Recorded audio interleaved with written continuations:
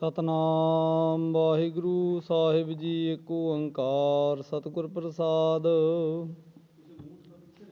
ਸ਼੍ਰੀ ਨਾਨਕ ਅੰਗਦ ਗੁਰੂ ਅਮਰਦਾਸ ਪਦ ਬੰਦ। ਰਾਮਦਾਸ ਅਰਜਨ ਗੁਰੂ ਅਰ ਸ਼੍ਰੀ ਹਰਗੋਬਿੰਦ।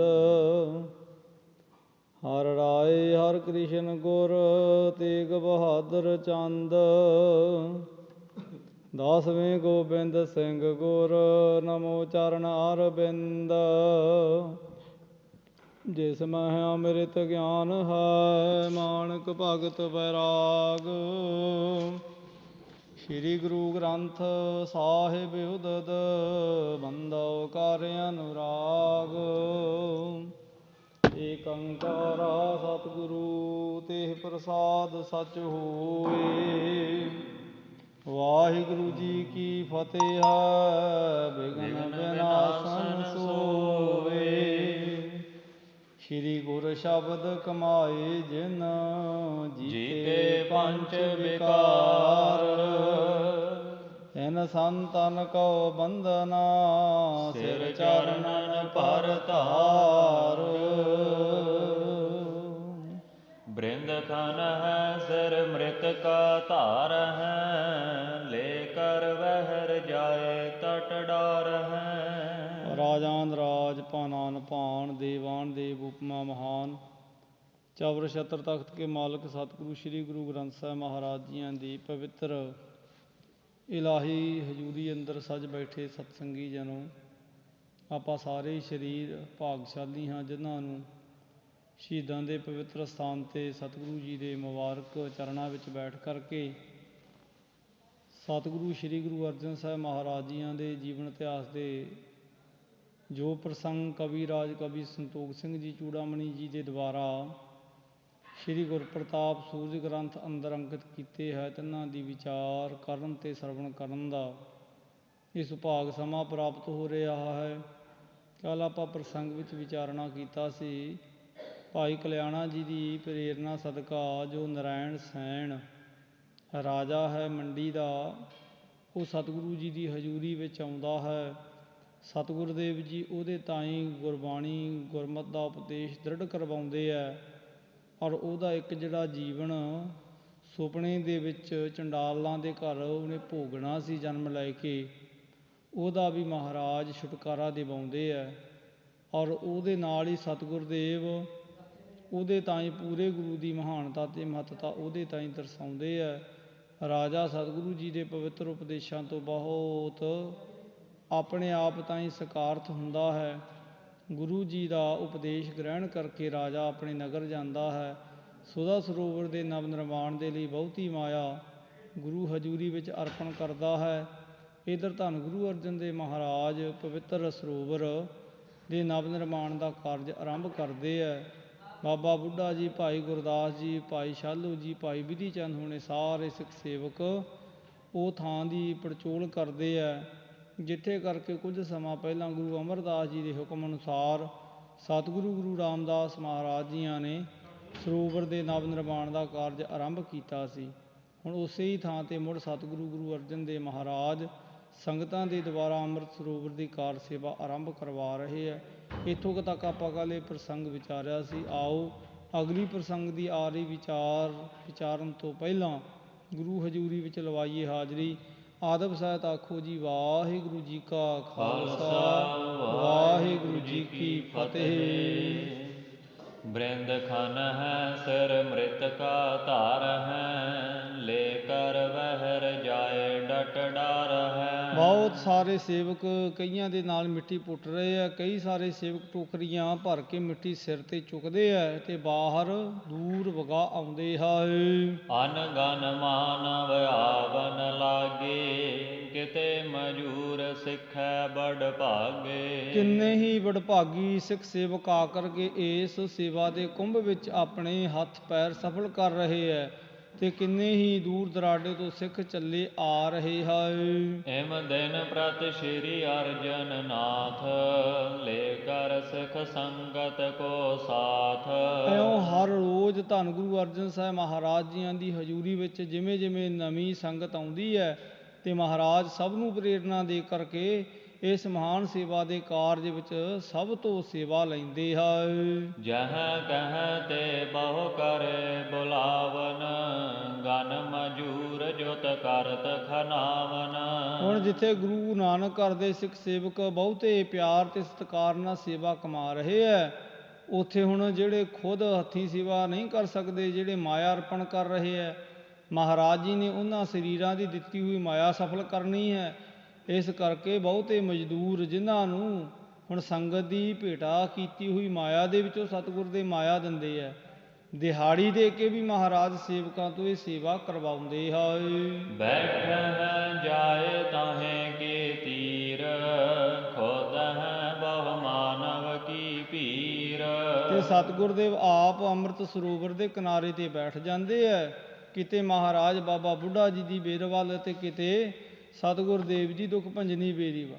ਤੇ ਇਉਂ ਹੁਣ ਬਹੁਤੇ ਸਾਰੇ ਸਿੱਖ ਸੇਵਕ ਗੁਰੂ ਹਜ਼ੂਰੀ ਵਿੱਚ ਸੇਵਾ ਦਾ ਇਹ ਮਹਾਨ ਕਾਰਜ ਕਰਨ ਵਿੱਚ ਲੱਗੇ ਹੋਏ ਹਨ। ਇੱਕ ਖਨ ਨੀਗਹ ਖਨ ਹੈ ਸਬਲ ਥਲ, ਏਕ ਨਿਕਾਸ ਹੈ ਭਾਖ ਹੈ ਚਲ ਚਲ। ਤੇ ਹੁਣ ਕੋਈ ਸੇਵਕ ਤੇ ਹੁਣ ਕਈਆਂ ਦੇ ਨਾਲ ਮਿੱਟੀ ਪੁੱਟ ਰਿਹਾ, ਕੋਈ ਟੋਕਰੀਆਂ ਚੁੱਕ ਕੇ ਸਿਰ ਤੇ ਰੱਖ ਰਿਹਾ, ਕੋਈ ਸਿਰ ਤੇ ਰਖਾ ਰਿਹਾ, ਤੇ ਕੋਈ ਇੱਕ ਦੂਜੇ ਨੂੰ ਪ੍ਰੇਰ ਕੇ ਅਗਾਂਹ ਛੇਤੀ ਛੇਤੀ ਹੁਣ ਤੋਰ ਰਿਹਾ ਹੈ।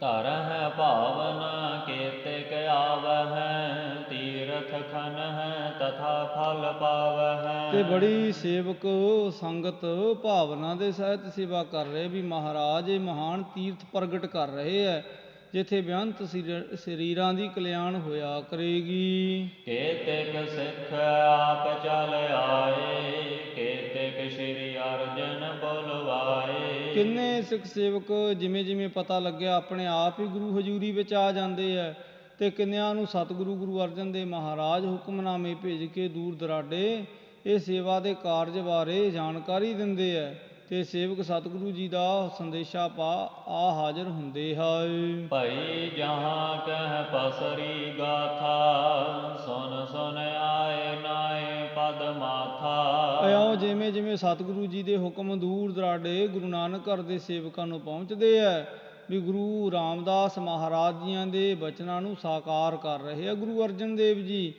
ਬਚਨਾਂ ਨੂੰ ਸਾਕਾਰ ਕਰਦੇ ਹੋਏ ਅੰਮ੍ਰਿਤ ਸਰੋਵਰ ਦੀ ਮਹਾਰਾਜ ਖੁਦਵਾਹੀ ਕਰਵਾ ਰਹੇ।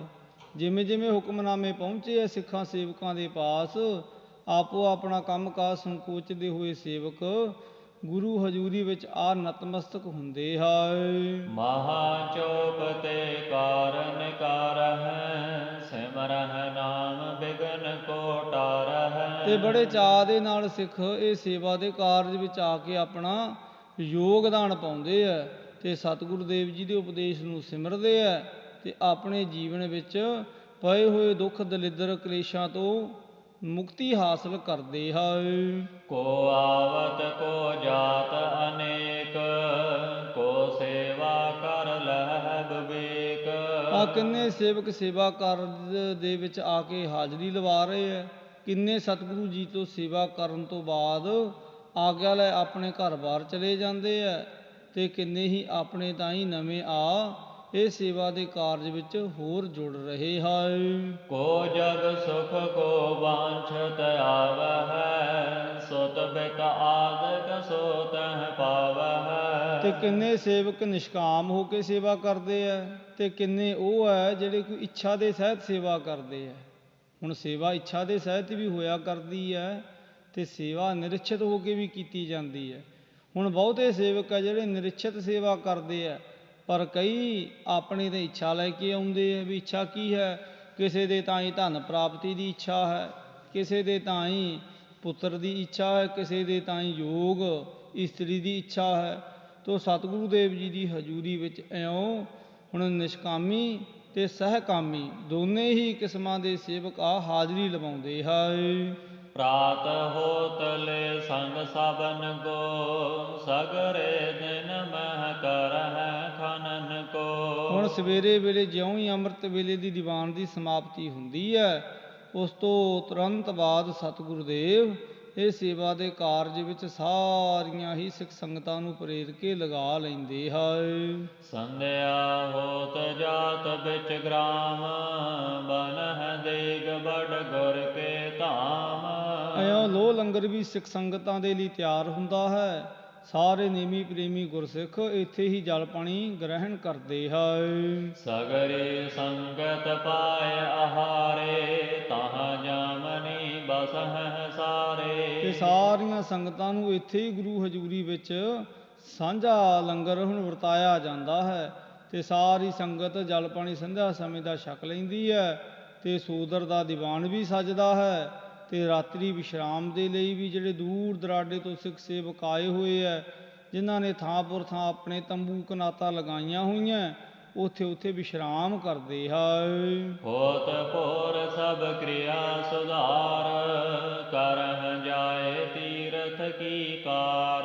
ਤੇ ਜਿਉਂ ਹੀ ਅੰਮ੍ਰਿਤ ਵੇਲਾ ਹੁੰਦਾ ਹੈ, ਚਹੁ ਬਗੀ ਸਾਹਿਬ ਜੀ ਜਿਵੇਂ ਬਾਣੀ ਵਿੱਚ ਬਚਨ ਕਰਦੇ ਹੈ, ਚਿੜੀ ਚੌਕੀ ਪਉ ਫੁਟੀ ਵਗਣ ਬਹੁਤ ਤਰੰਗ, ਅਚਰਜ ਰੂਪ ਸੰਤਨ ਰਚੇ ਨਾਨਕ ਨਾਮ ਹੈ ਰੰਗ। ਅੰਮ੍ਰਿਤ ਵੇਲੇ ਸਾਰੇ ਸਿੱਖ ਸੇਵਕ ਜਾਗਦੇ ਹੈ, ਸ਼ੌਚ ਇਸ਼ਨਾਨ ਕਰਦੇ ਹੈ, ਤੇ ਜੋ ਗੁਰੂ ਘਰ ਦਾ ਉਪਦੇਸ਼ ਹੈ ਉਹਨੂੰ ਕਮਾਉਂਦੇ ਹੈ।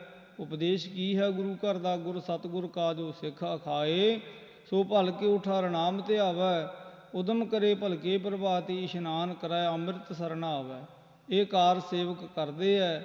ਫਿਰ ਜਿਉਂ ਦਿਨ ਚੜ੍ਹ ਜਾਂਦਾ ਹੈ ਤੇ ਸਾਰੇ ਸੇਵਕ ਕਈ ਟੋਕਰੀ ਦੀ ਸੇਵਾ ਵਿੱਚ ਤਤਪਰ ਹਾਜ਼ਰ ਹੁੰਦੇ ਹਨ। ਇਸ ਪ੍ਰਕਾਰ ਕੇਤਿਕ ਦਿਨ ਕਰੇ, ਖਨਹਿ ਮ੍ਰਿਤਕਾ ਵਾਹਰ ਗਿਰੇ। ਐਉਂ ਹੁਣ ਇੱਕ ਦਿਨ ਨਹੀਂ, 2 ਦਿਨ ਨਹੀਂ, ਕਈ ਦਿਨ ਲੰਘ ਜਾਂਦੇ ਹੈ ਸਰੋਵਰ ਦੀ ਖੁਦਾਈ ਦਾ ਕਾਰਜ ਕਰਦਿਆਂ ਤੇ ਮਿੱਟੀ ਬਾਹਰ ਸੁੱਟਦਿਆਂ।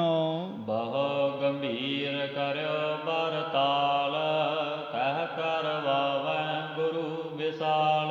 ਤੇ ਸਤਿਗੁਰੂ ਗੁਰੂ ਅਰਜਨ ਦੇਵ ਮਹਾਰਾਜ ਸੇਵਕਾਂ ਨੂੰ ਪ੍ਰੇਰ ਰਹੇ ਹੈ ਕਿ ਅੱਜ ਭਾਈ ਇਸ ਵਾਹੀ ਵੱਲੋਂ ਤੁਸੀਂ ਮਿੱਟੀ ਨੂੰ ਪੁੱਟਣਾ ਕਰੋ, ਇੱਧਰਲੇ ਬੰਨਿਓ ਅੱਜ ਚੌੜਾਈ ਜ਼ਿਆਦੇ ਹੈ, ਅੱਜ ਤੁਸੀਂ ਇਸ ਪਾਸਿਓਂ ਪੁੱਟਣਾ ਕਰੋ। ਸਤਿਗੁਰੂ ਦੇਵ ਜੀ ਜਿਵੇਂ ਜਿਵੇਂ ਸੇਵਕਾਂ ਨੂੰ ਹੁਕਮ ਕਰਦੇ ਹੈ, ਸੇਵਕ ਉਸੇ ਤਰ੍ਹਾਂ ਸਤਿਗੁਰੂ ਜੀ ਦੇ ਬਚਨਾਂ ਨੂੰ ਕਮਾਉਂਦੇ ਹੋਏ ਮਿੱਟੀ ਪੁੱਟ ਕੇ ਬਾਹਰ ਸੁੱਟਦੇ ਹਨ। ਬਹੁ ਸਿੱਖਨ ਕੀ ਹੋਈ ਭੀਰ, ਸੁਨ ਸੁਨ ਮਹਿਮਾ ਆਵਹਿ ਤੀਰ। ਤੇ ਬਹੁਤ ਸਾਰੇ ਸਿੱਖ ਸੇਵਕ ਦੂਰ ਦਰਾਡੇ ਤੋਂ ਪਹੁੰਚੇ ਹੋਏ ਹੈ।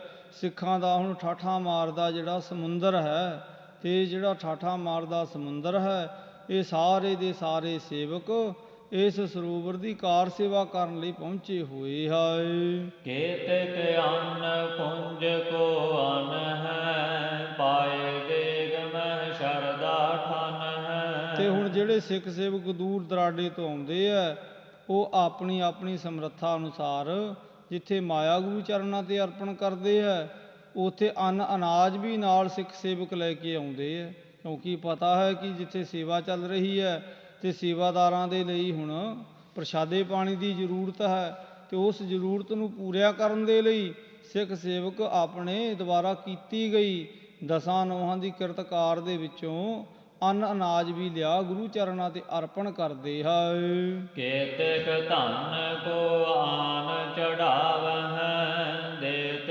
ਮਜੂਰਨ ਤਾਲ ਖਨਾਵਹਿ। ਤੇ ਜਿਹੜੀ ਮਾਇਆ ਸਤਿਗੁਰੂ ਜੀ ਨੂੰ ਸੇਵਕ ਲਿਆ ਕੇ ਅਰਪਣ ਕਰਦੇ ਹੈ, ਉਹ ਮਾਇਆ ਵੀ ਸਤਿਗੁਰੂ ਦੇਵ ਜੀ ਸਫਲ ਕਰਦੇ ਆ। ਭੇਟ ਕੀਤੀ ਸੰਗਤ ਦੀ ਉਹ ਜਿਹੜੇ ਮਜ਼ਦੂਰ ਜਿਹੜੇ ਦਿਹਾੜੀਦਾਰ ਨੇ, ਉਹਨਾਂ ਨੂੰ ਨਿਰਵਾਹ ਮਾਤਰ ਸਤਿਗੁਰ ਦੇ ਪ੍ਰਦਾਨ ਕਰਦੇ ਹਨ। ਕੇਤਿਕ ਆਪ ਆਏ ਤਹਿ ਰਹੈ, ਕਰਹਿ ਕਾਰ ਸਤਿਗੁਰ ਜਿਮ ਚਾਹੈ। ਅਤੇ ਕਿੰਨੇ ਸਿੱਖ ਉਹ ਨੇ ਜਿਹੜੇ ਆਪ ਆਪਣੇ ਹੱਥ ਪੈਰ ਸਫਲ ਕਰਦੇ ਆ। ਜਿਵੇਂ ਭਾਈ ਗੁਰਦਾਸ ਜੀ ਦੇ ਬਚਨ ਹੈ ਨਾ ਕਿ ਚਰਨ ਅਮੋਲ ਗੁਰ ਪ੍ਰਦਰਸ਼ਨਾ ਕਰਨ ਕੈ, ਹਸਤ ਅਮੋਲ ਗੁਰ ਦੇਵ ਕੈ ਸੇਵ ਸਫਲ, ਲੋਚਨ ਅਮੋਲ ਗੁਰ ਦਰਸ ਅਮੋਲ ਦੇਖ ਰਸਨਾ, ਅਮੋਲ ਗੁਰ ਮੰਤਰ ਸਿਮਰਨ ਕੈ, ਸਰਬਣ ਅਮੋਲ ਗੁਰ ਬਚਨ ਧਰਨ ਕੈ।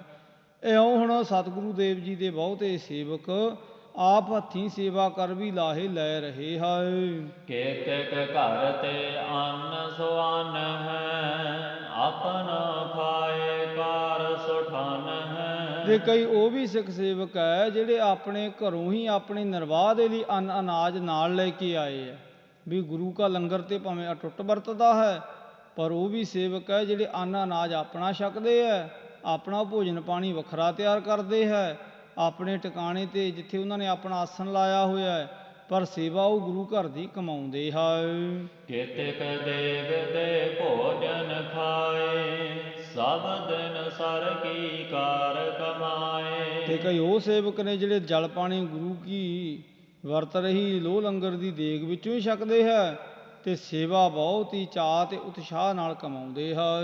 ਕੋ ਨਿਸ਼ਕਾਮ ਰਹਿ ਗੁਰ ਪਾਸ, ਕੋ ਸਕਾਮ ਠਾਨ ਹੈ ਅਰਦਾਸ। ਤੇ ਬਹੁਤੇ ਨਿਸ਼ਕਾਮ ਨੇ ਜਿਹੜੇ ਸੇਵਾ ਕਮਾ ਰਹੇ ਹੈ ਤੇ ਬਹੁਤੇ ਕਾਮਨਾ ਸਹਿਤ ਹੈ ਵੀ ਮਹਾਰਾਜ ਵੀ ਸਾਡਾ ਇਹ ਵਿਗੜਿਆ ਕਾਰਜ ਸਵਰ ਜਾਏ ਤੇ ਮਹਾਰਾਜ ਇਹ ਮੇਰੀ ਸੇਵਾ ਤੁਹਾਡੇ ਚਰਨਾਂ ਤੇ ਕੀਤੀ ਹੋਈ ਥਾਂਏ ਪੈ ਜਾਵੇ। ਮਹਿਦ ਕਾਜ ਸਰ ਕਰਬੇ ਕੇਰਾ, ਸ਼੍ਰੀ ਅਰਜਨ ਮਨ ਲਖਹਿ ਬਡੇਰਾ। ਤੇ ਮਹਾਰਾਜ ਸਭ ਦੀ ਜੈਸੀ ਜੈਸੀ ਭਾਵਨਾ ਹੈ ਤੈਸੀ ਤੈਸੀ ਮਹਾਰਾਜ ਜੈਸੀ ਭੂਖ ਤੈਸੀ ਕਾ ਪੂਰਕ। ਜਿਹੋ ਜੀ ਸਿੱਖ ਦੀ ਭੁੱਖ ਹੁੰਦੀ ਹੈ ਨਾ ਤੇ ਮਹਾਰਾਜ ਉਹ ਪੂਰੀ ਕਰਨ ਦੇ ਸਮਰੱਥ ਹੈ ਤੇ ਮਹਾਰਾਜ ਉਵੇਂ ਉਵੇਂ ਸੇਵਕਾਂ ਨੂੰ ਹੁਣ ਬਖਸ਼ਿਸ਼ਾਂ ਉਹਨਾਂ ਦੀ ਪ੍ਰਾਲਬਧ ਅਨੁਸਾਰ ਉਹਨਾਂ ਦੇ ਭਾਗਾਂ ਅਨੁਸਾਰ ਪ੍ਰਦਾਨ ਕਰਦੇ ਹੈ। ਕਿਤੇ ਬਰਖ ਮਹਿ ਹੋਵਨ ਹਾਰਾ, ਪੱਕ ਹੈ ਈਟਾਂ ਚੱਲ ਹੈ ਕਾਰਾ। ਹੁਣ ਸਤਿਗੁਰੂ ਦੇਵ ਜੀ ਸੋਚਦੇ ਹੈ ਵੀ ਇਹ ਅੰਮ੍ਰਿਤ ਸਰੋਵਰ ਜਿੱਥੇ ਖੁਦਾਈ ਇਹਦੀ ਬੜੇ ਪੱਧਰ ਤੇ ਹੋ ਰਹੀ ਹੈ, ਇਸ ਸਰੋਵਰ ਨੂੰ ਅਸੀਂ ਪੱਕਿਆਂ ਵੀ ਕਰਨਾ ਹੈ ਤੇ ਪੱਕਿਆਂ ਕਰਨ ਦੇ ਲਈ ਹੁਣ ਪੱਕੀਆਂ ਇੱਟਾਂ ਦੀ ਜ਼ਰੂਰਤ ਹੈ।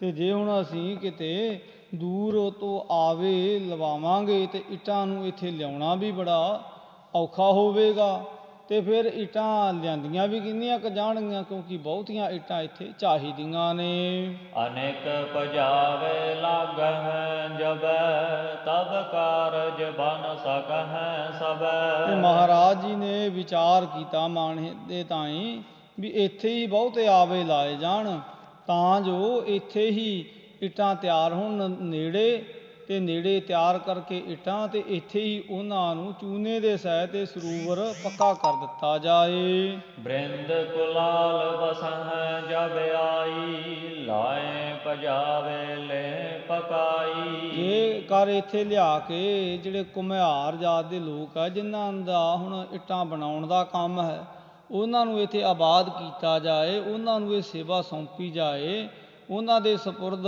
ਆਵੇ ਲਾਉਣ ਦਾ ਕੰਮ ਕੀਤਾ ਜਾਵੇ ਤੇ ਫਿਰ ਇਹ ਇੱਟਾਂ ਬਹੁਤ ਹੀ ਵੱਡੀ ਗਿਣਤੀ ਵਿੱਚ ਥੋੜ੍ਹੇ ਸਮੇਂ ਵਿੱਚ ਹਾਸਲ ਕੀਤੀਆਂ ਜਾ ਸਕਦੀਆਂ ਨੇ। ਸਰਬ ਪ੍ਰਕਾਰ ਚਿਤ ਹੈ ਚਿਤ ਮਾਹੀ, ਜਿਮ ਤੜਾਗ ਤੂਰਨ ਹੋਏ ਜਾਹੀ। ਇਉਂ ਮਹਾਰਾਜ ਹੁਣ ਸਾਰੀ ਗੱਲ ਨੂੰ ਚਿਤਵਦੇ ਹੈ ਵਾਚਦੇ ਇਹ ਨਹੀਂ ਵੀ ਇਕੱਲਾ ਹੁਣ ਸਰੋਵਰ ਹੀ ਪਟਾ ਰਹੇ ਹੈ ਮਹਾਰਾਜ ਜਾਂ ਇਕੱਲਾ ਲੋਹ ਲੰਗਰ ਚਲਾ ਰਹੇ ਸਿੱਖਾਂ ਦੀਆਂ ਭਾਵਨਾਵਾਂ ਪੂਰੀਆਂ ਕਰਨ, ਨਹੀਂ। ਸਤਿਗੁਰ ਦੇਵ ਜੀ ਹੁਣ ਸਾਰੀ ਗੱਲ ਤੋਂ ਜਾਣੂ ਨੇ ਵੀ ਇਹ ਹੁਣ ਸਰੋਵਰ ਅਸੀਂ ਪੱਕਾ ਵੀ ਕਰਨਾ ਹੈ ਗੁਰੂ ਬਚਨਾਂ ਅਨੁਸਾਰ, ਇਹਦੇ ਵਿੱਚ ਪਾਣੀ ਵੀ ਪਵਿੱਤਰ ਜਲ ਵੀ ਇਹਦੇ ਵਿੱਚ ਲਿਆ ਕੇ ਛੱਡਣਾ ਹੈ ਤਾਂ ਜੋ ਸਿੱਖ ਸੇਵਕ ਜਲ ਪਾਣੀ ਗ੍ਰਹਿਣ ਕਰਨ ਇਸ਼ਨਾਨ ਕਰ ਸਕਣ।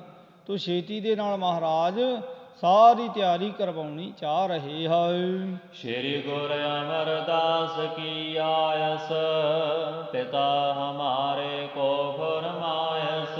ਹੁਣ ਸਤਿਗੁਰ ਦੇ ਵਾਚਦੇ ਹੈ ਕਿ ਸਾਡੇ ਪਿਤਾ ਸਤਿਗੁਰੂ ਗੁਰੂ ਰਾਮਦਾਸ ਜੀ ਨੂੰ ਧੰਨ ਗੁਰੂ ਅਮਰਦਾਸ ਜੀ ਦਾ ਹੁਕਮ ਸੀ ਤੇ ਜਿਨ੍ਹਾਂ ਦੇ ਹੁਕਮ ਅਨੁਸਾਰ ਸਾਡੇ ਪਿਤਾ ਜੀ ਨੇ ਇਹ ਕਾਰਜ ਆਰੰਭ ਕੀਤਾ ਸੀ। ਤਾਲ ਕਰਹੁ ਚਾਹੁ ਕੌਣ ਵਿਸਾਲ, ਹੋਏ ਪਾਖੋ ਈਟਨ ਲਗ ਜਾਲ। ਤੇ ਉਹਨਾਂ ਆਖਣਾ ਕੀਤਾ ਸੀ ਸਾਡੇ ਪਿਤਾ ਗੁਰੂ ਰਾਮਦਾਸ ਜੀ ਨੂੰ ਵੀ ਤੁਸੀਂ ਸੋਹਣਾ ਇਹ ਤਾਲ ਸੋਹਣਾ ਸਰੋਵਰ ਬਣਾਉਣਾ ਕਰੋ ਤੇ ਇਹਨੂੰ 4 ਛਪੇਰੇ ਪੌੜ ਬਣਾ ਕੇ ਪੱਕਾ ਵੀ ਕਰਨਾ ਕਰੋ। ਤਥਾ ਪਿਤਾ ਨੇ ਮੋਕਹੁ ਕਹਿਓ, ਟਹਿਲ ਤਾਲ ਕੀ ਮੈਂ ਜਿਤ ਚਹਿਓ। ਤੇ ਸਾਡੇ ਪਿਤਾ ਜੀ ਨੇ ਵੀ ਅੱਗੇ ਸਤਿਗੁਰੂ ਗੁਰੂ ਰਾਮਦਾਸ ਜੀ ਨੇ ਸਾਨੂੰ ਇਹ ਹੁਕਮ ਕੀਤਾ ਸੀ ਵੀ ਭਾਈ ਪੁੱਤਰ ਅਰਜਨ ਦੇਵ ਤੁਸੀਂ ਇਹ ਕਾਰਜ ਛੇਤੀ ਦੇ ਨਾਲ ਸੰਪੂਰਨ ਕਰਨਾ ਹੈ।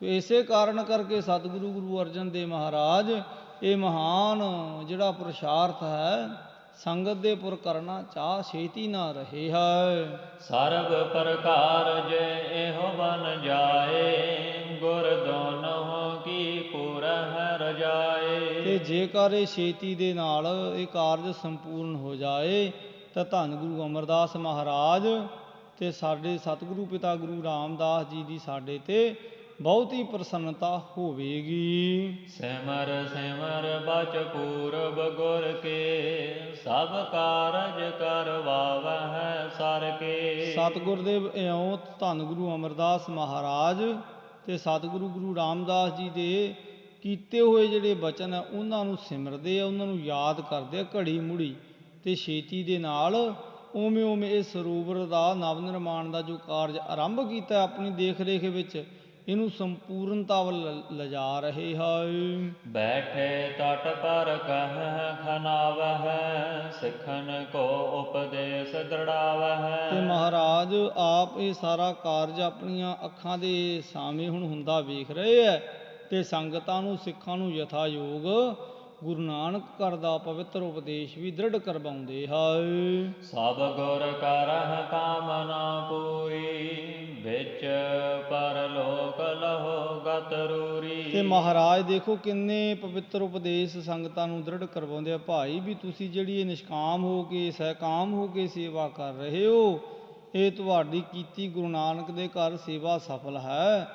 ਤੁਹਾਨੂੰ ਲੋਕ ਵਿੱਚ ਵੀ ਪਰਲੋਕ ਵਿੱਚ ਵੀ ਸਤਿਗੁਰੂ ਦੇਵ ਜੀ ਦੀ ਸਹਾਇਤਾ ਹਾਸਲ ਰਹੇਗੀ। ਬੀਤੇ ਕੇਤਕ ਮਾਸ ਖਨਾਵਤ, ਸਰ ਸੇਵਾ ਕੋ ਅਧਿਕ ਜਨਾਵਤ। ਇਉਂ ਹੁਣ ਸਰੋਵਰ ਦੀ ਖੁਦਾਈ ਦੇ ਕੰਮ ਨੂੰ ਚੱਲਦਿਆਂ ਕਈ ਮਹੀਨੇ ਬਤੀਤ ਹੋ ਜਾਂਦੇ ਹਨ। ਨਿਤ ਪ੍ਰਤਕਾਰ ਅਧਿਕ ਹੀ ਹੋਏ, ਕਰ ਚਿਤ ਚਾਂਪ ਖਨ ਹੈ ਸਭ ਕੋਏ। ਇਉਂ ਹੁਣ ਸਾਰੇ ਸਿੱਖ ਸੇਵਕਾਂ ਨੂੰ ਬਹੁਤ ਚਾਅ ਹੈ, ਬਹੁਤੇ ਚਾਅ ਦੇ ਨਾਲ ਸੇਵਕ ਇਹ ਸੇਵਾ ਕਮਾ ਰਹੇ ਹੈ, ਤੇ ਸੇਵਾ ਕਰਨ ਵਾਲਿਆਂ ਦੀ ਗਿਣਤੀ ਵੀ ਹਰ ਰੋਜ਼ ਦਿਨ ਪ੍ਰਤੀ ਦਿਨ ਵੱਧਦੀ ਜਾ ਰਹੀ ਹੈ। ਬੜ ਗੰਭੀਰ ਭਇਓ ਤਬ ਖਨ ਤੇ, ਬ੍ਰਿੰਦ ਗਿਰਾਵਹਿ ਮ੍ਰਿਤਕਾ ਅਨ ਤੇ। ਇਉਂ ਹੁਣ ਕਿੰਨੇ ਸੇਵਕ ਹੈ ਜਿਹੜੇ ਕਈਆਂ ਨਾਲ ਮਿੱਟੀ ਪੁੱਟ ਰਹੇ ਹੈ, ਤੇ ਜਿਹੜੇ ਟੋਕਰੀਆਂ ਭਰ ਭਰ ਕੇ ਬਾਹਰ ਸੁੱਟਦੇ ਹੈ, ਉਹਨਾਂ ਦੀ ਵੀ ਗਿਣਤੀ ਦਾ ਕੋਈ ਪਾਰਾਵਾਰ ਨਹੀਂ ਹੈ। ਜਬ ਖਨ ਕੇ ਨਮਰੇ ਬਹੁ ਕਰਿਓ, ਤਲਾ ਕ੍ਰਿਤ ਮਠ ਜਾਣਿਓ ਪਰਿਓ। ਇਉਂ ਜਦੋਂ ਖੁਦਾਈ ਕਰਦੇ ਕਰਦੇ ਸਰੋਵਰ ਬਹੁਤ ਡੂੰਘਾ ਹੋ ਗਿਆ ਨਾ, ਤੇ ਇਉਂ ਫਿਰ ਇੱਕ ਦਿਨ ਕੀ ਦੇਖਦੇ ਆ ਸੇਵਕ, ਇੱਕ ਮੱਠ ਦੀ ਨਿਆਈ ਹੁਣ ਸਰੋਵਰ ਦੇ ਤਾਈਂ ਇੱਕ ਢਾਂਚਾ ਨਜ਼ਰ ਪਿਆ ਹੈ।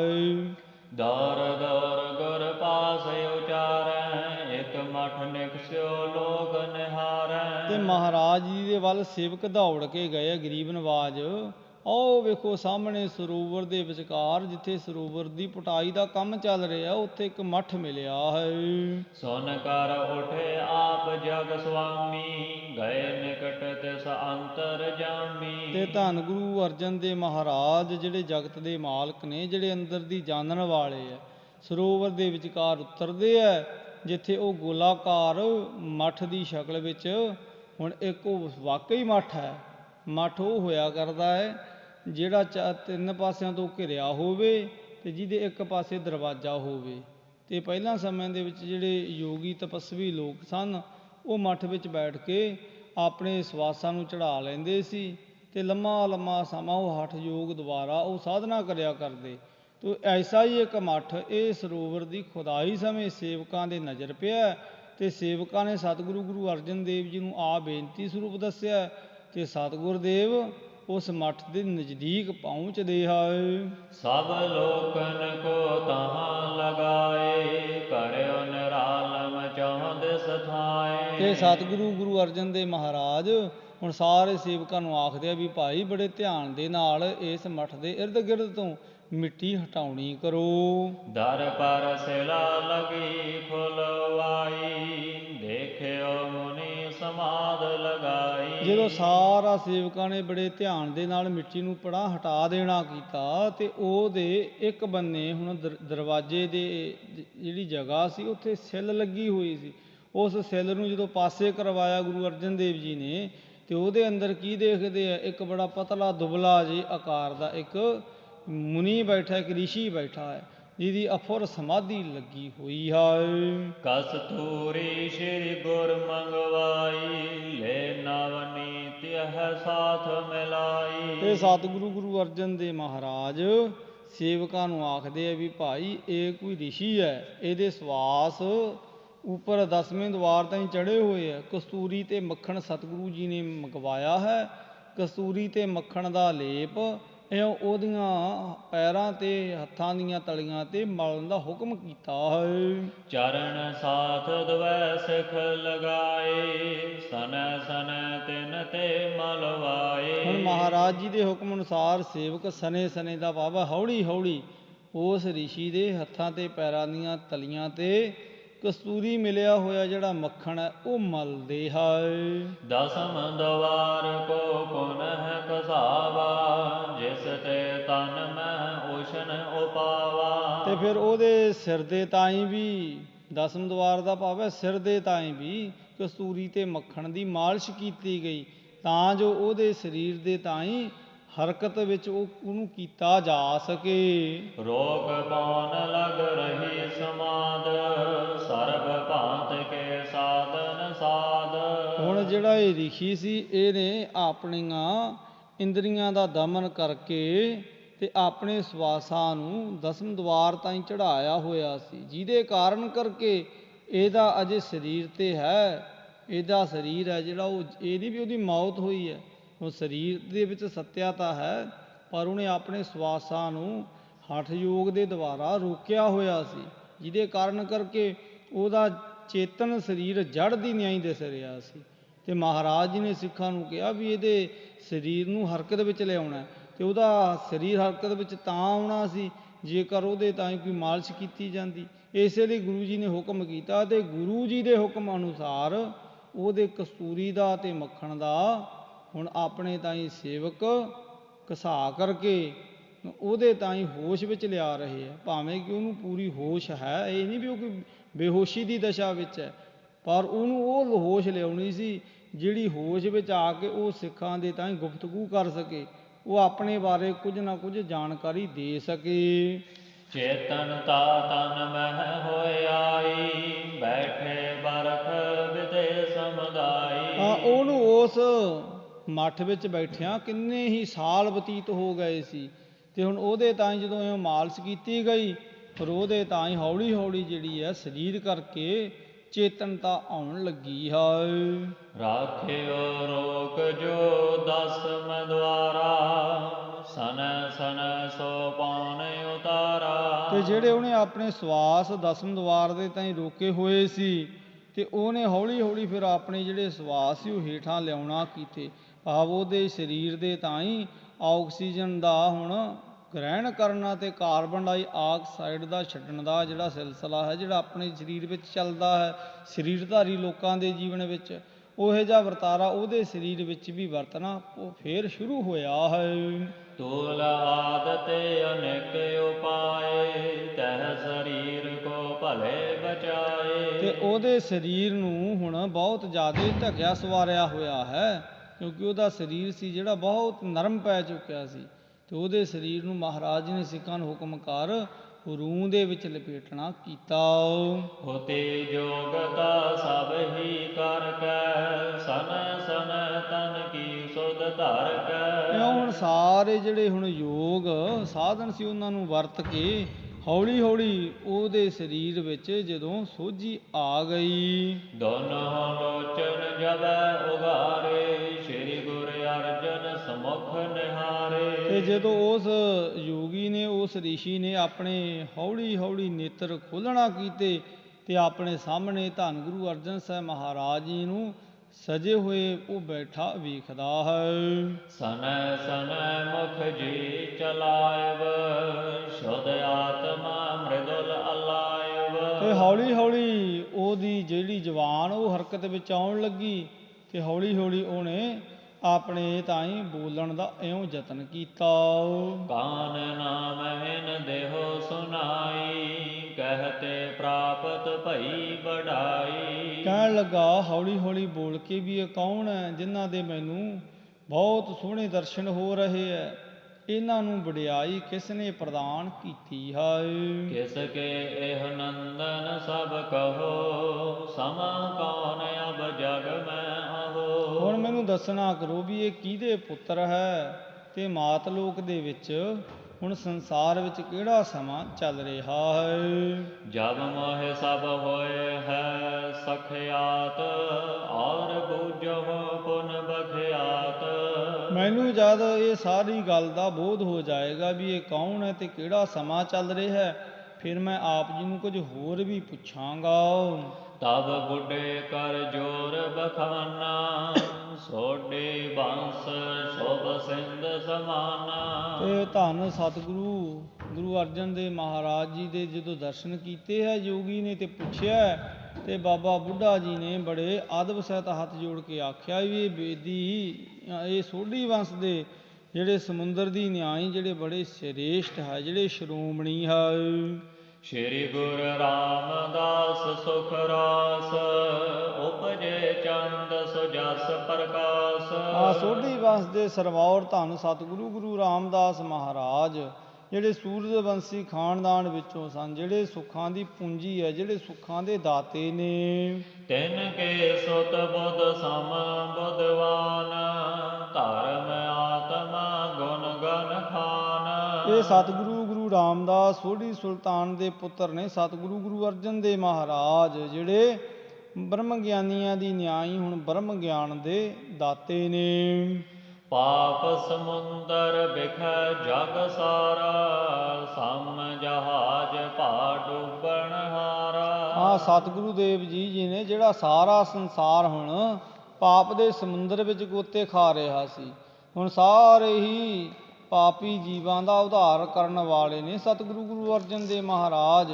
ਇਹ ਜਹਾਜ਼ ਦੀ ਨਿਆਈ ਨੇ, ਇਹ ਸਮੁੰਦਰ ਜਿਹੜਾ ਸੰਸਾਰ ਰੂਪੀ ਹੈ ਉਹ ਤੋਂ ਪਾਰ ਕਰਨ ਵਾਲੇ ਨੇ। ਭਏ ਦੀਪ ਸਮ ਨਰ ਤਨ ਧਰਿਓ, ਭਵ ਸਾਗਰੇ ਜਿਨ ਚਾਨਣ ਕਰਿਓ। ਸਤਿਗੁਰ ਦੇਵ ਜੀ ਉਸ ਦੀਵੇ ਦੀ ਨਿਆਈ ਹੈ, ਉਸ ਦੀਪਕ ਦੀ ਨਿਆਈ ਹੈ ਜਿਨ੍ਹਾਂ ਨੇ ਮਨੁੱਖੀ ਸਰੀਰ ਧਾਰਨ ਕੀਤਾ ਤੇ ਜਿਨ੍ਹਾਂ ਨੇ ਸਾਰੀ ਹੀ ਲੋਕਾਈ ਨੂੰ ਆਪਣੇ ਸ਼ੁਭ ਬਚਨਾਂ ਦਾ ਚਾਨਣ ਦੇ ਕਰਤਾਰਥ ਕੀਤਾ ਹੈ।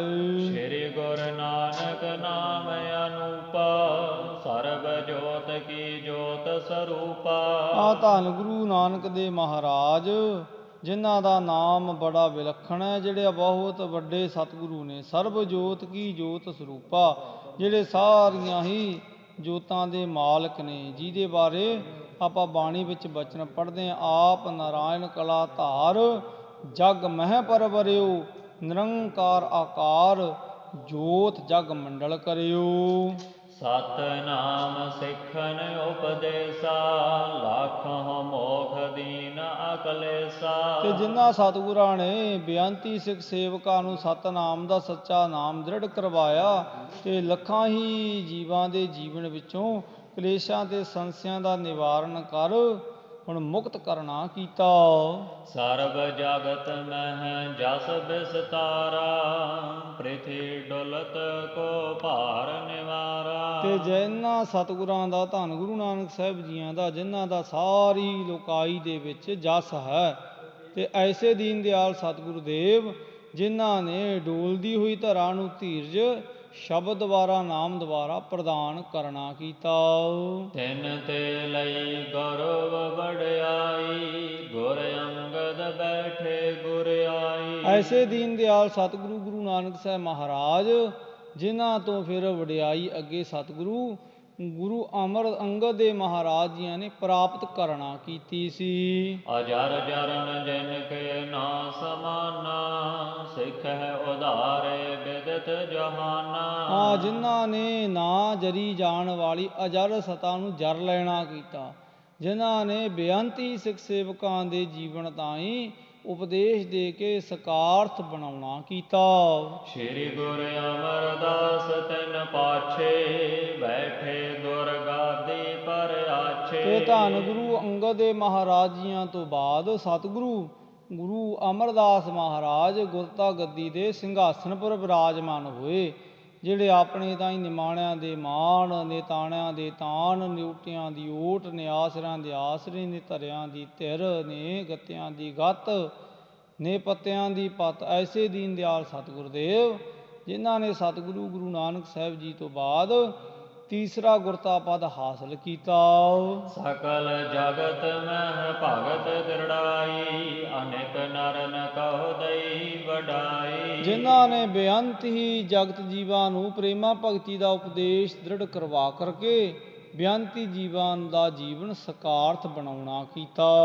ਸ੍ਰੀ ਗੁਰੂ ਨਾਨਕ ਮਹਾ ਮਸਾਲ ਕਲੀ ਕਾਲ ਹਤ ਤਿਮਰ ਵਿਸਾਲ।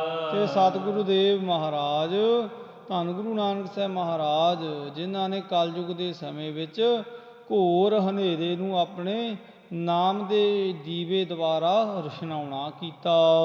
ਲੱਖੋਂ ਦੀਪਕ ਜਿਨ ਤੇ ਜਾਗੇ ਨਰ ਬੜ ਭਾਗ ਪਗਨ ਜੋ ਲਾਗੇ। ਤੇ ਲੱਖਾਂ ਹੀ ਫਿਰ ਜਗਤ ਜੀਵਾਂ ਦੇ ਹਿਰਦੇ ਰੂਪੀ ਜੀਵਨ ਪ੍ਰਕਾਸ਼ਮਾਨ ਹੋ ਗਏ ਰੱਬੀ ਜੋਤ ਜਿਨ੍ਹਾਂ ਦੇ ਹਿਰਦਿਆਂ ਵਿੱਚ ਬਲੀ। ਐਸੇ ਇੱਕ ਨਹੀਂ ਅਨੇਕਾਂ ਹੀ ਵਡਭਾਗੀ ਸੇਵਕ ਸਤਿਗੁਰਾਂ ਦੇ ਚਰਨਾਂ ਦੀ ਸ਼ਰਨ ਵਿੱਚ ਜੁੜੇ। ਤਿਸ ਮਸਾਲ ਤੇ ਜਗੀ ਮਸਾਲ ਸ੍ਰੀ ਅੰਗਦ ਜੀ ਭਏ ਕਿਰਪਾਲ। ਤੇ ਧੰਨ ਗੁਰੂ ਨਾਨਕ ਸਾਹਿਬ ਮਹਾਰਾਜ ਜਿਹੜੇ ਆਪ ਜੋਤ ਰੂਪ ਸੀ ਜਿਨ੍ਹਾਂ ਤੋਂ ਅੱਗੇ ਸਤਿਗੁਰੂ ਗੁਰੂ ਨਾਨਕ ਸਾਹਿਬ ਜੀਆਂ ਨੇ ਕਿਰਪਾਲੂ ਦਾਤਾ ਜੀ ਨੇ ਧੰਨ ਗੁਰੂ ਅੰਗਦ ਦੇਵ ਜੀ ਦੇ ਸਰੂਪ ਦੇ ਵਿੱਚ ਅਗਲੀ ਜੋਤ ਪ੍ਰਜਵਲਿਤ ਕਰਨਾ ਕੀਤੀ। ਇਨ ਤੇ ਦੀਪਕ ਜਗੇ ਅਨੇਕ ਹੋਏ ਗਿਆਨੀ ਸਹਿਤ ਵਿਵੇਕ। ਤੇ ਧੰਨ ਗੁਰੂ ਅੰਗਦ ਦੇ ਮਹਾਰਾਜ ਜੀਆਂ ਤੋਂ ਵੀ ਅੱਗੇ ਇੱਕ ਨਹੀਂ ਅਨੇਕਾਂ ਹੀ ਜਗਤ ਜੀਵਾਂ ਦਾ ਹਿਰਦਾ ਰੂਪੀ ਘਰ ਜੋਤ ਦੇ ਸਹਿਤ ਜਗਮਗਾਇਆ। ਬੇਅੰਤ ਹੀ ਜੀਵਾਂ ਨੂੰ ਗੁਰੂ ਨਾਨਕ ਉਪਦੇਸ਼ ਦੁਆਰਾ ਗਿਆਨ ਹੋਇਆ। ਵਿਵੇਕ ਬੁੱਧ ਦਾ ਵਿਵੇਕ ਚਾਨਣ ਹਾਸਲ ਕੀਤਾ। ਤਿਨਹੁ ਤੀਸਰੀ ਦੀਪੀ ਮਸਾਲ ਕਰਿਓ ਚਾਨਣ ਤਮ ਗਨ ਟਾਲ। ਤੇ ਅੱਗਿਓਂ ਸਤਿਗੁਰੂ ਗੁਰੂ ਅੰਗਦ ਦੇ ਮਹਾਰਾਜ ਜੀਆਂ ਨੇ ਫਿਰ ਆਪਣੀ ਤੀਸਰੀ ਜੋਤ ਸਤਿਗੁਰੂ ਗੁਰੂ ਅਮਰਦਾਸ ਮਹਾਰਾਜ ਜੀਆਂ ਦੇ ਰੂਪ ਵਿੱਚ ਪ੍ਰਕਾਸ਼ਮਾਨ ਕੀਤੀ ਜਿਨ੍ਹਾਂ ਨੇ ਪੂਰੇ ਭਾਰਤ ਵਰਸ਼ ਵਿੱਚ ਬਹੁਤ ਹੀ ਬੇਅੰਤ ਸਿੱਖਾਂ ਨੂੰ ਉਪਦੇਸ਼ ਗੁਰੂ ਨਾਨਕ ਦਾ ਦ੍ਰਿੜ ਕਰਵਾ ਕੇ ਅਗਿਆਨਤਾ ਦੇ ਹਨੇਰੇ ਨੂੰ ਹਰ ਲੈਣਾ ਕੀਤਾ। ਅਨਗਨ ਦੀਪਕ ਜਾਗੇ ਜਗ ਮੈਂ ਪਰ ਆਨ ਸ਼ਰਨੀ ਜੇ ਪਗ ਮੈਂ। ਤੇ ਸਤਿਗੁਰੂ ਗੁਰੂ ਅਮਰਦਾਸ ਮਹਾਰਾਜ ਜੀਆਂ ਨੇ 22 ਮੰਜੀਆਂ 52 ਪੀੜੇ ਸਥਾਪਿਤ ਕੀਤੇ ਜਿਨ੍ਹਾਂ ਨੇ ਅੱਗੇ ਬੇਅੰਤੀ ਦੂਰ ਦਰਾਡੇ ਦੇ ਇਲਾਕਿਆਂ ਤਾਈਂ ਸਿੱਖੀ ਦਾ ਪ੍ਰਚਾਰ ਕੀਤਾ। ਤੇ ਜਿਨ੍ਹਾਂ ਸਤਿਗੁਰਾਂ ਦੀ ਸ਼ਰਨ ਵਿੱਚ ਆਉਣ ਵਾਲੇ ਇੱਕ ਨਹੀਂ ਅਨੇਕਾਂ ਹੀ ਵਡਭਾਗੀ ਸਿੱਖਾਂ ਨੇ ਗੁਰੂ ਉਪਦੇਸ਼ ਦੀ ਲੋਹ ਦੁਆਰਾ ਆਪਣੇ ਹਿਰਦੇ ਰੂਪੀ ਘਰ ਪ੍ਰਕਾਸ਼ ਦੇ ਸਹਿਤ ਕਰ ਲੈਣਾ ਕੀਤੇ। ਤਿਸ ਮਸਾਲ ਤੇ ਜਗੀ ਮਸਾਲ ਸ੍ਰੀ ਗੁਰੂ ਰਾਮਦਾਸ ਤਮ ਟਾਲ। ਤੇ ਐਸੇ ਦੀਨ ਦਿਆਲ ਸਤਿਗੁਰੂ ਗੁਰੂ ਅਮਰਦਾਸ ਜੀ ਦੇ ਚਰਨਾਂ ਦੇ ਭੌਰੇ ਸਤਿਗੁਰੂ ਗੁਰੂ ਰਾਮਦਾਸ ਮਹਾਰਾਜ ਹੋਏ ਜਿਨ੍ਹਾਂ ਨੇ ਆਪਣੇ ਤਾਈਂ ਬੇਅੰਤ ਹੀ ਸਤਿਗੁਰੂ ਦੇਵ ਜੀ ਦੀਆਂ ਖੁਸ਼ੀਆਂ ਲੈ ਕਰਕੇ ਆਪਣੇ ਹਿਰਦੇ ਦਾ ਅਗਿਆਨਤਾ ਦਾ ਹਨੇਰਾ ਦੂਰ ਕਰਕੇ ਹੁਣ ਸਤਿਗੁਰੂ ਜੀ ਦਾ ਅਸਥਾਨ ਹਾਸਲ ਕਰਨਾ ਕੀਤਾ। ਤਿਨ ਕੇ ਸੁਤ ਸ੍ਰੀ ਅਰਜਨ ਇਹੋ ਤਿਸੀ ਜੋਤ ਕੀ ਪੰਚਮ ਦੇਹ। ਤੇ ਧੰਨ ਗੁਰੂ ਰਾਮਦਾਸ ਮਹਾਰਾਜ ਜੀਆਂ ਦੇ ਪੁੱਤਰ ਨੇ ਸਤਿਗੁਰੂ ਗੁਰੂ ਅਰਜਨ ਦੇਵ ਮਹਾਰਾਜ। ਇਹ ਗੁਰੂ ਨਾਨਕ ਦੇ ਪੰਜਵੇਂ ਸਰੂਪ ਨੇ ਜੋਗੀ ਰਾਜ ਜਿਨ੍ਹਾਂ ਦੇ ਆਪ ਨੂੰ ਅੱਜ ਇੱਥੇ ਖੁੱਲ੍ਹੇ ਦੀਦਾਰੇ ਹੋ ਰਹੇ ਹਨ। ਅਬ ਕਲ ਜੁਗ ਕੋ ਕਾਲ ਕਰਾਰਾ ਬਰਖ ਪੰਚਮ ਲਖੋ ਹਜ਼ਾਰਾ। ਹੁਣ ਕਲਯੁਗ ਦਾ ਭਿਆਨਕ ਸਮਾਂ ਜੋਗੀ ਰਾਜ ਚੱਲ ਰਿਹਾ ਹੈ। 5000 ਸਾਲਾਂ ਦਾ ਜਿਹੜਾ ਸਮਾਂ ਆਪ ਜੀ ਕਲਯੁਗ ਦਾ ਜਾਣਨਾ ਕਰੋ। ਬਿਨਾ ਕਾਲ ਤੇ ਜੋਰ ਕਲੀਸੋ ਤਹ ਮਿਟਾਵਣੇ ਭਾਤ ਪਲੀਸੋ। ਹੁਣ ਕਲਯੁਗ ਦਾ ਜਿਹੜਾ ਜ਼ੋਰ ਹੈ ਉਹ ਬਹੁਤ ਭਾਰੀ ਜ਼ੋਰ ਹੈ।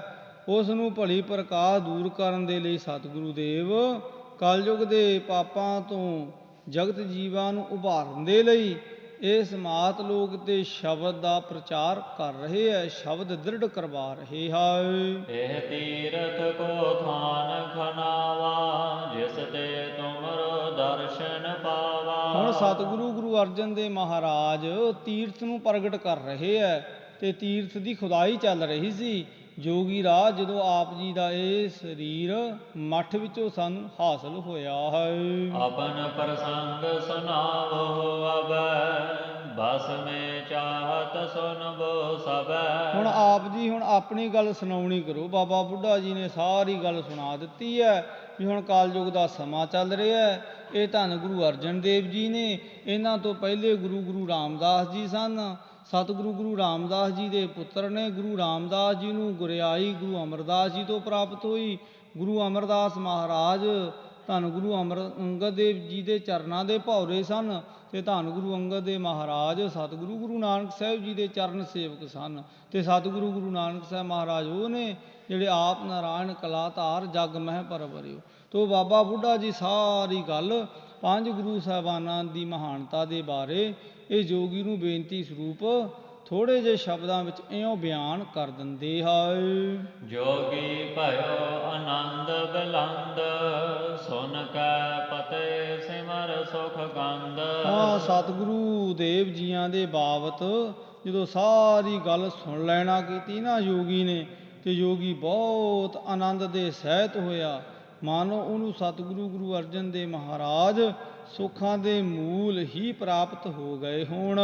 ਕਹਿਣ ਲਗਿਓ ਮੈਂ ਜੋਗ ਕਮਾਇਓ, ਆਜ ਸਫਲ ਭਾ ਦਰਸ਼ਨ ਪਾਇਓ। ਯੋਗੀ ਕਹਿਣ ਲੱਗਿਆ ਵੀ ਮੈਂ ਯੋਗ ਕਮਾ ਰਿਹਾ ਸੀ ਤੇ ਮੇਰਾ ਯੋਗ ਕਮਾਇਆ ਅੱਜ ਗੁਰੂ ਕਿਰਪਾ ਦੁਆਰਾ ਸਫਲ ਹੋ ਗਿਆ ਹੈ, ਕਿਉਂਕਿ ਅੱਜ ਮੈਨੂੰ ਸਤਿਗੁਰੂ ਗੁਰੂ ਨਾਨਕ ਸਾਹਿਬ ਜੀ ਦੇ ਪੰਚਮ ਸਰੂਪ ਦੇ ਦੀਦਾਰ ਹਾਸਲ ਹੋਏ ਹੈ।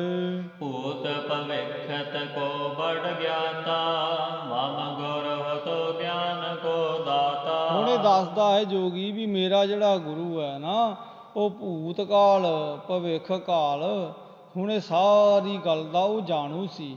ਉਹਨੂੰ ਤਿੰਨਾਂ ਹੀ ਕਾਲਾਂ ਦੀ ਸੋਝੀ ਸੀ। ਤਿਸ ਕੀ ਸ਼ਰਨ ਪਰਿਓ ਮੈਂ ਜਾਈ, ਨਾਨਾ ਭਾਂਤਨ ਸੇਵ ਕਮਾਈ। ਤੇ ਮੈਂ ਆਪਣੇ ਤਿੰਨ ਕਾਲਾਂ ਦਾ ਜਿਹੜਾ ਗਿਆਤਾ ਗੁਰੂ ਸੀ ਨਾ, ਉਹਦੀ ਚਰਨਾਂ ਦੀ ਸ਼ਰਨ ਲਈ ਤੇ ਮੈਂ ਬੇਅੰਤ ਆਪਣੇ ਗੁਰੂ ਦੀ ਸੇਵਾ ਕਮਾਉਣਾ ਕੀਤੀ। ਮੁਕਤ ਕਰਨ ਹਿਤ ਮੋਖੋ ਭਾਖਾ, ਅਧਿਕ ਬਿਲੰਬ ਪੂਰਹਿ ਅਬਿਲਾਖਾ। ਤੇ ਜਦੋਂ ਮੈਂ ਆਪਣੇ ਗੁਰੂ ਤੋਂ ਮੁਕਤੀ ਲੈਣੀ ਚਾਹੀ ਤਾਂ ਮੈਨੂੰ ਆਖਿਆ ਕਿ ਹੁਣ ਬਹੁਤ ਦੇਰ ਬਾਅਦ ਤੇਰੀ ਇਹ ਇੱਛਾ ਮੈਂ ਪੂਰੀ ਕਰਾਂਗਾ। ਅਬ ਤੇ ਤੁਝ ਮੇਰਾ ਬਰ ਹੋਵਾ, ਮੋਖ ਪਾਏ ਅਗਿਆਨ ਹੈ ਖੋਵਾ। ਤੈਨੂੰ ਮੇਰਾ ਹੁਣ ਇਹ ਵਰ ਪ੍ਰਾਪਤ ਹੋ ਗਿਆ, ਤੂੰ ਅਗਿਆਨਤਾ ਦਾ ਨਾਸ਼ ਕਰਕੇ ਹੀ ਮੁਕਤੀ ਨੂੰ ਪ੍ਰਾਪਤ ਕਰੇਂਗਾ। ਮੇਰੀ ਸੇਵਾ ਬਹੁਤ ਸੀ ਤੇ ਮੇਰੇ ਗੁਰੂ ਦੀ ਵੀ ਮੇਰੇ 'ਤੇ ਬਹੁਤ ਖੁਸ਼ੀ ਸੀ, ਪਰ ਮੇਰੇ ਗੁਰੂ ਨੇ ਮੈਨੂੰ ਇਹ ਹੁਕਮ ਕੀਤਾ ਕਿ ਅਜੇ ਤੇਰੇ ਹਿਰਦੇ ਵਿੱਚ ਅਜੇ ਅਗਿਆਨਤਾ ਦੀ ਮਲੀਨਤਾ ਪਈ ਹੈ। ਜਦੋਂ ਅਗਿਆਨਤਾ ਦੀ ਮਲੀਨਤਾ ਦੀ ਸਮਾਪਤੀ ਹੋਵੇਗੀ ਫਿਰ ਤੈਨੂੰ ਗਿਆਨ ਸਹਿਤ ਮੁਕਤੀ ਪ੍ਰਾਪਤ ਕਰਾਵਾਂਗੇ। ਚਰਨਜੀਵ ਤਵ ਹੋਏ ਸਰੀਰ, ਬੈਠੋ ਲਾਏ ਸਮਾਦ ਸਤੀਰ। ਤੇ ਤਦ ਤੱਕ ਤੂੰ ਚਿਰਜੀਵੀ ਹੋ ਜਾ, ਤੂੰ ਅਮਰ ਹੋ ਜਾ, ਤੂੰ ਧੀਰਜ ਦੇ ਸਹਿਤ ਸਮਾਧੀ ਲਗਾ ਕੇ ਬੈਠ ਜਾਣਾ ਕਰ। ਮਠ ਕੋ ਸਾਜ ਇਸੀ ਥਲ ਰਹੋ, ਤਬ ਹੀ ਸਮਾ ਗਿਆਨ ਕੋ ਲਹੋ। ਤੇ ਮੈਨੂੰ ਹੁਕਮ ਕੀਤਾ ਮੇਰੇ ਗੁਰੂ ਨੇ, ਤੂੰ ਮੱਠ ਬਣਾ ਕੇ ਇੱਥੇ ਹੀ ਬੈਠ ਜਾ ਸਮਾਧੀ ਲਗਾ ਕੇ, ਤੈਨੂੰ ਗਿਆਨ ਪ੍ਰਾਪਤੀ ਦਾ ਸਮਾਂ ਅਜੇ ਮੈਂ ਪ੍ਰਦਾਨ ਕਰਦਾ ਹਾਂ। ਸ਼੍ਰੀ ਗੁਰ ਅਰਜਨ ਹੋਏ ਅਵਤਾਰ, ਤੀਰਥ ਬਿਰਤ ਧਾਵਹਿ ਸ਼ੁਭ ਬਾਰ। ਤੇ ਧੰਨ ਗੁਰੂ ਅਰਜਨ ਸਾਹਿਬ ਮਹਾਰਾਜ ਜਿਹੜੇ ਗੁਰੂ ਨਾਨਕ ਸਾਹਿਬ ਦੇ ਪੰਜਵੇਂ ਸਰੂਪ ਹੋਣਗੇ, ਉਹ ਇੱਥੇ ਆਉਣਗੇ ਤੇ ਇੱਥੇ ਆ ਕਰਕੇ ਮਹਾਨ ਤੀਰਥ ਦੀ ਜਦੋਂ ਸਾਜਨਾ ਕਰਨਗੇ। ਜਬ ਖਨ ਹੈ ਇਸ ਥਲ ਕੋ ਆਏ, ਤੋਹੇ ਨਿਕਾਸ ਹੈ ਨਿਜ ਦਰਸਾਏ। ਜਦੋਂ ਸਮਾਂ ਆਉਣ ਤੇ ਸਤਿਗੁਰੂ ਗੁਰੂ ਅਰਜਨ ਦੇਵ ਮਹਾਰਾਜ ਇੱਥੇ ਆ ਕੇ ਤੀਰਥ ਖਦਵਾਉਣਗੇ, ਤੀਰਥ ਨੂੰ ਪ੍ਰਗਟ ਕਰਨਗੇ, ਉਦੋਂ ਤੇਰਾ ਇਹ ਮੱਠ ਖੁਦਾਈ ਦੇ ਸਮੇਂ ਸਤਿਗੁਰੂ ਜੀ ਦੇ ਸਿੱਖਾਂ ਨੂੰ ਪ੍ਰਾਪਤ ਹੋਵੇਗਾ। ਆਪਣਾ ਪ੍ਰਸੰਨ ਠਾਨ ਤਿਨ ਪਾਹੀ, ਆਪਣਾ ਪਰਸ਼ਨ ਠਾਨ ਤਿਨ ਪਾਹੀ, ਸੁਨਹੁ ਬਾਗ ਗਿਆਨ ਜਿਨ ਮਾਹੀ। ਤੇ ਤੁਸੀਂ ਆਪਣੇ ਹਿਰਦੇ ਦਾ ਜਿਹੜਾ ਸਵਾਲ ਹੈ ਨਾ, ਉਹਨਾਂ ਦੇ ਤਾਂ ਹੀ ਤੁਸੀਂ ਬੇਨਤੀ ਸਰੂਪ ਦਰਸਾਉਣਾ, ਤੇ ਉਹ ਫਿਰ ਤੁਹਾਨੂੰ ਬੇਅੰਤੀ ਸੁਨਹੁ ਬਾਗ ਗਿਆਨ ਜਿਨ ਮਾਹੀ, ਉਹ ਤੁਹਾਨੂੰ ਗਿਆਨ ਦੇ ਸਹਿਤ ਸਾਰੀ ਗੱਲਬਾਤ ਸਮਝਾਉਣਗੇ। ਤਬ ਤੇਰੋ ਹੋਏ ਹੈ ਕਲਿਆਣ, ਹਿਮ ਭਾਖਿਓ ਗੁਰ ਕਰੁਣਾ ਠਾਨ। ਤੇ ਉਹ ਤੇਰੀ ਫਿਰ ਗਿਆਨ ਜਦੋਂ ਤੈਨੂੰ ਗਰੀਬ ਨਵਾਜ਼ ਕਰਵਾਉਣਗੇ, ਉਹ ਤੇਰੀ ਮੁਕਤੀ ਵੀ ਕਰਨਗੇ। ਇਉਂ ਸਤਿਗੁਰੂ ਦੇਵ ਜੀਓ ਮੈਨੂੰ ਮੇਰੇ ਗੁਰੂ ਦਾ ਇਹ ਹੁਕਮ ਹਾਸਲ ਕੁਝ ਕੁ ਨਹੀਂ ਸਾਲ ਪਹਿਲਾਂ ਹਾਸਲ ਹੋਇਆ ਸੀ। ਤਬ ਕੋ ਮੈਂ ਇਹ ਮਠ ਚਿਨਵਾਇਆ, ਨਿਸ਼ਚੈ ਰਹਿਓ ਸਮਾਧ ਲਗਾਏ। ਤੇ ਉਸ ਸਮੇਂ ਦਾ ਮੈਂ ਮੱਠ ਚਿਣਵਾ ਕੇ ਇੱਥੇ ਬੈਠਾ ਸਾਂ ਤੇ ਮੈਨੂੰ ਇਸ ਆਪਣੇ ਕਹੀ ਹੋਈ ਗੁਰੂ ਦੀ ਗੱਲ ਤੇ ਦ੍ਰਿੜ ਨਿਸ਼ਚਾ ਸੀ। ਮ੍ਰਿਤਕਾ ਉਪਰ ਪਰੀ ਨ ਲਹਿਓ, ਨਿਜ ਗੁਰ ਬਰ ਤੇ ਜੀਵਤ ਰਹਿਓ। ਤੇ ਇਉਂ ਫਿਰ ਮੈਂ ਮਿੱਟੀ ਦੇ ਇਸ ਮੱਠ ਵਿੱਚ ਜਿਉਂਦਾ ਰਿਹਾ। ਮੈਂ ਆਪਣੇ ਤਾਂ ਹੀ ਸਮਾਧੀ ਲਗਾਈ ਤੇ ਆਪਣੇ ਜਿਹੜੇ ਸਵਾਸ ਸੀ ਉਹਨਾਂ ਨੂੰ ਦਸਮ ਦੁਆਰ ਤਾਈਂ ਰੋਕ ਲੈਣਾ ਕੀਤਾ, ਜਿਹਦੇ ਕਰਕੇ ਮੇਰੀ ਮੌਤ ਨਹੀਂ ਹੋਈ। ਮੁਕਤ ਹੋਨ ਕੋ ਆਪ ਭਾਕਾਲ, ਇਮ ਕਹਿ ਜੋਗੀ ਸ਼ੁੱਧ ਵਿਸਾਲ। ਮੇਰਾ ਹੁਣ ਮੁਕਤ ਹੋਣ ਦਾ ਸਮਾਂ ਆ ਗਿਆ ਹੈ। ਤੇ ਇਉਂ ਹੁਣ ਪੂਰੀ ਗੱਲ ਜਦੋਂ ਯੋਗੀ ਨੇ ਬੜੇ ਹੋਸ਼ ਦੇ ਸਹਿਤ ਬੇਨਤੀ ਸਰੂਪ ਉਹ ਦੱਸਣਾ ਆਪਣੇ ਬਾਰੇ ਕੀਤੀ। ਸ਼੍ਰੀ ਅਰਜਨ ਕੇ ਚਰਨਨ ਪਰਿਓ, ਬਿਨੈ ਕਰਤ ਭਾ ਸ਼ਾਂਤੀ ਧਰਿਓ। ਉਹਨੇ ਸਤਿਗੁਰੂ ਜੀ ਨੂੰ ਆਪਣੀ ਸਾਰੀ ਵਿਥਿਆ ਬੜੇ ਹੌਲੀ ਹੌਲੀ ਸੁਣਾਉਂਦੇ ਹੋਏ ਤੇ ਸਤਿਗੁਰੂ ਜੀ ਦੇ ਚਰਨਾਂ ਕਮਲਾਂ ਤੇ ਆਪਣਾ ਸੀਸ ਨਵਾ ਦਿੱਤਾ ਤੇ ਆਪਣੇ ਤਾਈਂ ਉਹਨੂੰ ਮਨ ਕਰਕੇ ਬਹੁਤ ਹੀ ਧੀਰ ਤੇ ਸ਼ਾਂਤੀ ਹਾਸਲ ਹੋਈ। ਤੁਮਰੇ ਬਚਨਨ ਤੇ ਕਲਿਆਣ, ਕਰਹੁ ਸੁਨਾਵਨ ਕਿਰਪਾ ਨਿਧਾਨ। ਤੇ ਮਹਾਰਾਜ ਨੂੰ ਯੋਗੀ ਬੇਨਤੀਆਂ ਕਰ ਰਿਹਾ, ਮਹਾਰਾਜ ਆਪ ਕਿਰਪਾ ਦੇ ਭੰਡਾਰੇ ਹੋ, ਕਿਰਪਾ ਦੇ ਮੁਜੱਸਮੇ ਹੋ, ਆਪ ਮੇਰੇ ਤਾਈਂ ਸੁੰਦਰ ਬਚਨ ਸੁਣਾਓ ਤਾਂ ਜੋ ਮੇਰੀ ਕਲਿਆਣ ਹੋ ਸਕੇ। ਜੇਕਰ ਜਗਤ ਝੂਠੇ ਹੋਏ, ਭਾਸਤ ਕਿਉ ਆਛੇ ਸਭ ਕੋਏ। ਮਹਾਰਾਜ ਆਪ ਕਿਰਪਾ ਕਰੋ, ਜੇਕਰ ਇਹ ਸੰਸਾਰ ਝੂਠਾ ਹੈ ਤਾਂ ਫਿਰ ਇਹ ਹਰ ਕਿਸੇ ਨੂੰ ਚੰਗਾ ਕਿਉਂ ਲੱਗਦਾ ਹੈ। ਹੁਣ ਯੋਗੀ ਨੇ ਬੜੇ ਪਤੇ ਦਾ ਸਵਾਲ ਮਹਾਰਾਜ ਜੀ ਨੂੰ ਕਰਨਾ ਕੀਤਾ। ਜੇਕਰ ਸਾਚ ਕਹੋ ਜਗ ਹੈ, ਗਿਆਨਵਾਨ ਕਿਉ ਝੂਠੋ ਲਹੈ। ਮਹਾਰਾਜ ਜੇਕਰ ਸੰਸਾਰ ਸੱਚਾ ਹੈ ਤਾਂ ਗਿਆਨਵਾਨ ਲੋਕ ਇਹਨੂੰ ਝੂਠਾ ਕਿਉਂ ਆਖਦੇ ਹਨ।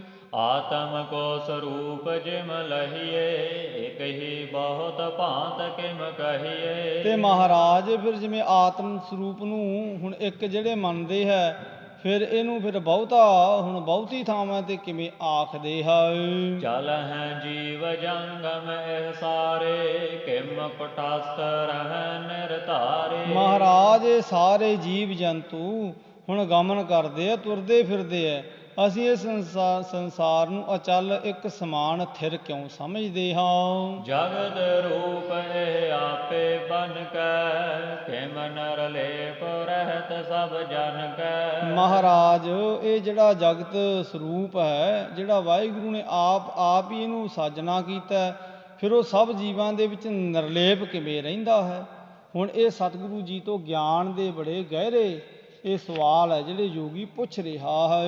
ਬ੍ਰਹਮ ਆਤਮਾ ਨਾਮ ਜਿਸੀ ਕੋ, ਖੇਮ ਸਰੂਪ ਮੈਂ ਲਖਹੁ ਤਿਸੀ ਕੋ। ਮਹਾਰਾਜ ਜਿਹਦਾ ਨਾਮ ਬ੍ਰਹਮ ਹੈ, ਜਿਹਦਾ ਨਾਮ ਆਤਮਾ ਹੈ, ਮੈਂ ਉਹ ਆਤਮ ਸਰੂਪ ਨੂੰ ਕਿਸ ਤਰ੍ਹਾਂ ਜਾਣਾ। ਹੁਣ ਉਹਦੀ ਪ੍ਰਾਪਤੀ ਕਿਵੇਂ ਹੋ ਸਕਦੀ ਹੈ। ਜੋਗ ਅਨੇਕ ਗਨ ਮੁਨੀ ਬਿਤਾਏ, ਭਨ ਤਿਉ ਥਕੇ ਪਾਰ ਨਹਿ ਪਾਏ। ਮਹਾਰਾਜ ਰਿਸ਼ੀ ਮੁਨੀ ਲੋਕਾਂ ਨੇ ਅਨੇਕਾਂ ਯੁੱਗ ਬਤੀਤ ਕਰ ਦਿੱਤੇ, ਕਥਨ ਕਰ ਕਰਕੇ ਥੱਕ ਗਏ, ਪਰ ਫਿਰ ਵੀ ਇਸ ਗੱਲ ਦਾ ਅੰਤ ਕਿਸੇ ਨੇ ਨਹੀਂ ਪਾਇਆ। ਜਿਸ ਕੇ ਬ੍ਰਹਮ ਹੋਵੈ ਸਖਿਆਤ, ਚਿਤ ਸ਼ਾਂਤੀ ਤਿਸ ਕੇ ਬਖਿਆਤ। ਮਹਾਰਾਜ ਜਿਹਦਾ ਉਹ ਬ੍ਰਹਮ ਉਹ ਅਕਾਲ ਸਾਖੀ ਹੋ ਜਾਂਦਾ, ਉਹਨਾਂ ਦੇ ਮਨ ਅੰਦਰ ਸ਼ਾਂਤੀ ਕਿਵੇਂ ਪ੍ਰਗਟ ਹੋ ਜਾਂਦੀ ਹੈ। ਪਰੇ ਅਪਰ ਪਦ ਜਿਸ ਕੇ ਨਾਹੀਂ, ਸਤਿ ਆਨੰਦ ਅਨਾਦਿ ਆਹੇ। ਮਹਾਰਾਜ ਜੀ ਫਿਰ ਹੋਰ ਦੂਜਾ ਉੱਚਾ ਪਦ ਨਹੀਂ ਹੈ, ਤੇ ਜਿਹੜੇ ਵਿਅਕਤੀ ਨੂੰ ਉਹ ਪਦ ਪ੍ਰਾਪਤ ਹੋ ਜਾਂਦਾ ਉਹ ਅਮਰ ਹੋ ਜਾਂਦੇ ਆ, ਆਨੰਦਮਈ ਹੋ ਜਾਂਦੇ ਆ, ਉਹ ਆਦਿ ਤੇ ਅੰਤ ਤੋਂ ਰਹਿਤ ਹੋ ਜਾਂਦੇ ਹਨ। ਬ੍ਰਹਮ ਸਰੂਪ ਹਿਰਦੈ ਬਤਤਾਵੋ, ਮੁਰ ਗੁਰ ਕੇ ਬਰ ਤੁਮ ਸਫਲਾਵੋ। ਮਹਾਰਾਜ ਆਪ ਕਿਰਪਾ ਕਰੋ, ਤੁਸੀਂ ਮੇਰੇ ਹਿਰਦੇ ਵਿੱਚ ਵੀ ਬ੍ਰਹਮ ਸਰੂਪ ਨੂੰ ਪ੍ਰਗਟ ਕਰਕੇ ਵਿਖਾਓ ਤੇ ਮੇਰੇ ਗੁਰੂ ਦਾ ਜਿਹੜਾ ਮੈਨੂੰ ਵਰਦਾਨ ਸੀ ਉਹਨੂੰ ਸਫਲ ਬਣਾ ਦਿਓ। ਦੀਰਘ ਮਹਿਦ ਬੈਸ ਜਿਨ ਤਨ ਕੀ, ਜਤਨ ਸਾਥ ਰੋਕੀ ਗਤ ਮਨ ਕੀ। ਹਾਂ, ਯੋਗੀ ਜੀ ਦੇ ਸਰੀਰ ਦੀ ਉਮਰ ਬਹੁਤ ਵੱਡੀ ਸੀ, ਜਿਹਨੇ ਆਪਣੇ ਮਨ ਦੀ ਗਤੀ ਨੂੰ ਭਾਵ ਆਪਣੇ ਸਵਾਸਾਂ ਨੂੰ ਰੋਕਿਆ ਹੋਇਆ ਸੀ। ਸ਼੍ਰੀ ਅਰਜਨ ਕੋ ਪਾਏ ਬਹਾਨਾ, ਚਾਹਤ ਚਿਤ ਅਤਿਸ਼ੈ ਕਲਿਆਣਾ। ਇਹ ਯੋਗੀ ਹੁਣ ਸਤਿਗੁਰੂ ਦੇਵ ਜੀ ਦੇ ਤਾਂ ਹੀ ਸਾਰੀ ਗੱਲ ਦੱਸ ਕੇ ਆਪਣੀ ਕਲਿਆਣ ਪ੍ਰਾਪਤ ਕਰਨੀ ਚਾਹ ਰਿਹਾ ਸੀ। ਸਭ ਹਨ ਮਹਿ ਜੋਗੀ ਅਸ ਕਹੇ, ਦੇਖਤ ਨਰ ਗਨ ਬਿਸਮੈ ਰਹੇ। ਸਾਰੀ ਸੰਗਤ ਸਤਿਗੁਰੂ ਜੀ ਦੇ ਦੁਆਰਾ ਇਰਦ ਗਿਰਦ ਖੜੀ ਹੁਣ ਇਹਦੇ ਸਾਰੇ ਸੰਵਾਦ ਨੂੰ ਸਵਾਲਾਂ ਨੂੰ ਸੁਣ ਰਹੀ ਸੀ, ਤੇ ਸਾਰੇ ਸਿੱਖ ਸੇਵਕ ਬੜੇ ਹੈਰਾਨ ਸੀ ਵੀ ਕਮਾਲ ਹੋ ਗਈ ਹੈ। ਇਹ ਤਾਂ ਇਉਂ ਲੱਗਦਾ ਸੀ ਜਿਵੇਂ ਮ੍ਰਿਤਕ ਹੁੰਦਾ, ਪਰ ਇਹਨੇ ਤੇ ਬਹੁਤ ਹੀ ਸਤਿਗੁਰੂ ਦੇਵ ਜੀ ਨੂੰ ਪਾਏਦਾਰ ਸਵਾਲ ਕੀਤੇ ਹੈ। ਤੇ ਸਤਿਗੁਰੂ ਦੇਵ ਜੀ ਇਹਨੂੰ ਹੁਣ ਕਿਵੇਂ ਬ੍ਰਹਮ ਅਵਸਥਾ ਦਾ ਬੋਧ ਕਰਵਾਉਂਦੇ ਆ, ਇਹਦੀ ਕਲਿਆਣ ਕਿਵੇਂ ਕਰਦੇ ਹੈ, ਇਹ ਸਾਰੀ ਵਾਰਤਾ ਕਵਿਰਾਜ ਨੇ ਬਹੁਤ ਹੀ ਸੋਹਣੀ ਅਗਲੇ ਪ੍ਰਸੰਗ ਵਿੱਚ ਅੰਕਿਤ ਕੀਤੀ ਹੈ। ਇੱਥੇ ਇਸ ਪ੍ਰਸੰਗ ਦੀ ਸਮਾਪਤੀ ਹੈ। ਗਰੀਬ ਨਵਾਜ ਅੱਗੇ ਕਿਵੇਂ ਇਹਨੂੰ ਹੁਣ ਬ੍ਰਹਮ ਦਾ ਉਪਦੇਸ਼ ਦ੍ਰਿੜ ਕਰਵਾਉਂਦੇ ਹੈ ਤੇ ਇਹਦੇ ਤਾਂ ਹੀ ਕਰਤਾਰਥ ਕਰਦੇ ਹੈ। ਇਹ ਆਪਾਂ ਸਾਰੀ ਵਾਰਤਾ ਅਗਲੇ ਪ੍ਰਸੰਗ ਵਿੱਚ ਵਿਚਾਰਨ ਦਾ ਯਤਨ ਕਰਾਂਗੇ। ਹੋਈਆਂ ਬੇਅੰਤ ਹੀ ਭੁੱਲਾਂ ਦੀ ਖਿਮਾ, ਆਪ ਸੰਗਤ ਸਤਿਗੁਰੂ ਪਿਤਾ ਬਖਸ਼ੰਦ ਨੇ। ਆਓ ਅਖੀਰਲੀਆਂ ਦੋ ਪੰਕਤੀਆਂ ਪੜ੍ਹ ਇੱਥੇ ਇਸ ਪ੍ਰਸੰਗ ਨੂੰ ਸਮਾਪਤ ਕਰੀਏ ਜੀ। ਸਭ ਹਨ ਮਹਿ ਜੋਗੀ ਅਸ ਕਹੇ, ਦੇਖਤ ਨਰ ਗਨ ਬਿਸਮੈ ਰਹੇ। ਹੇ ਅਚੁਤ ਹੇ ਪਾਰ ਬ੍ਰਹਮ ਅਬਨਾਸੀ ਅਗਨਾਸ, ਹੇ ਪੂਰਨ ਹੇ ਸਰਬ ਮੈਂ ਦੁਖ ਭੰਜਨ ਗੁਣਤਾਸ। ਹੇ ਸੰਗੀ ਹੇ ਨਿਰੰਕਾਰ, ਹੇ ਨਿਰਗੁਣ ਸਭ ਟੇਕ। ਹੇ ਗੋਬਿੰਦ ਹੇ ਗੁਣ ਨਿਧਾਨ, ਜਾ ਕੈ ਸਦਾ ਵਿਵੇਕ। ਹੇ ਅਪਰੰਪਰ ਹਰ ਹਰੇ, ਹੈ ਭੀ ਹੋਵਨਹਾਰ। ਹੇ ਸੰਤਾਂ ਕੈ ਸਦਾ ਸੰਗ, ਨਿਰਾਰਾ ਆਧਾਰ। ਹੇ ਠਾਕੁਰ ਹਉ ਦਾਸ ਰੂ, ਮੈਂ ਨਿਰਗੁਣ ਗੁਣ ਨਹੀਂ ਕੋਇ। ਨਾਨਕ ਦੀਜੈ ਨਾਮ ਦਾਨ, ਰਾਖੋਹੀਐ ਪਰੋਇ। ਆਏ ਪ੍ਰਭ ਸਰਣਾਗਤੀ, ਕਿਰਪਾ ਨਿਧ ਦਇਆਲ। ਏਕ ਅੱਖਰ ਹਰ ਮਨ ਬਸਤ, ਨਾਨਕ ਹੋਤ ਨਿਹਾਲ। ਆਏ ਪ੍ਰਭ ਸਰਣਾਗਤੀ, ਕਿਰਪਾ ਨਿਧ ਦਇਆਲ। ਏਕ ਅੱਖਰ ਹਰ ਮਨ ਬਸਤ, ਨਾਨਕ ਹੋਤ ਨਿਹਾਲ। ਵਾਹਿਗੁਰੂ ਜੀ ਕਾ ਖਾਲਸਾ, ਵਾਹਿਗੁਰੂ ਜੀ ਕੀ ਫਤਿਹ।